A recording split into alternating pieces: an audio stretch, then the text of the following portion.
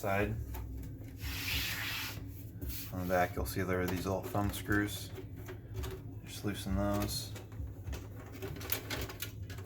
Once they're loosened, you'll just slide the back cover off. If your computer has a CD drive, there'll be 2 cords connected to it. Just pull those and plug them. You then pull the CD drive this direction, pop it out. There'll be this little blue guy right here. You'll unlatch that. And then you'll pull 2 cords from the current hard drive that's in there. 1, 2. And then again with this little blue thing, you'll just pop that open. There are 2 little latches on the side. Pull it out by those. Then you simply pull the edges like that, pop out the hard drive, grab the one that we sent you.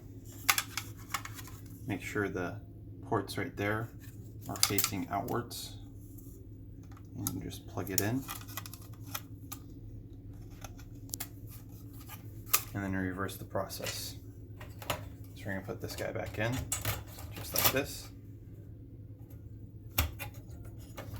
We're going to put 2 cords in, plug them in, put the hard drive, or sorry, the CD drive back in. Just like that. Do your latch back. Plug your CD drive back in. Put the cover back on.